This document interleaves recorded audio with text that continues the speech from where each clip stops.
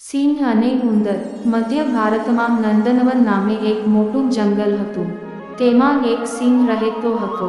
તે જંગલનો રાજા હતો. તે આખો દિવસ આરામ કરતો અને રાત્રે શિકાર કરતો. પોતાનું પેટ ભરાઈ જાય પછી કોઈ જીવને ન મારે. એક દિવસ બપોરના સમયે સિંહ પોતાની ગુફામાં આરામ કરતો હતો. એ સમયે ત્યાં એક ઉંદર આવી ચઢ્યો અને પોતાના સ્વભાવ મુજબ ખોરાક માટે આમતેમ દોડાદોડી કરવા લાગ્યો.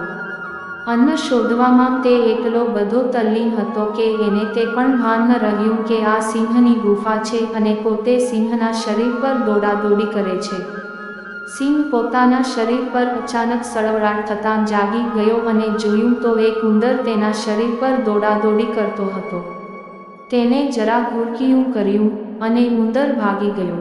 થોડીવાર પછી પાછો ફરીથી સિંહના શરીર ઉપર દોડવા લાગ્યો. છેવટે સિંહ ગુસ્સે થઈ ગયો અને તરાપ મારીને ઉંદરને પોતાના પંજામાં દબાવી દીધો. ઉંદર બિચારો ધ્રુજવા લાગ્યો. તે સિંહને કરગરવા લાગ્યો, હે મહારાજ! મારી ભૂલ થઈ ગઈ, મને માફ કરી દો. હું હવે તોફાન નહીં કરું. હું તો નાનકડું પ્રાણી છું, મને મારીને તમારી એ ભૂખ ગમશે નહીં. મારો આટલો ગુનો માફ કરશો તો હું તમારો ઉપકાર જિંદગીભર નહીં ભૂલું.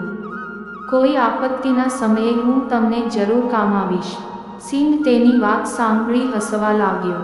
તેને થયું કે આ નાનકડો ઉંદર મને શું મદદ કરવાનો. છેવટે સિંહે ઉંદરને છોડી મૂક્યો. પછી ઉંદર ફરી સિંહની ગુફામાં જવાની હિંમત કરતો નહીં.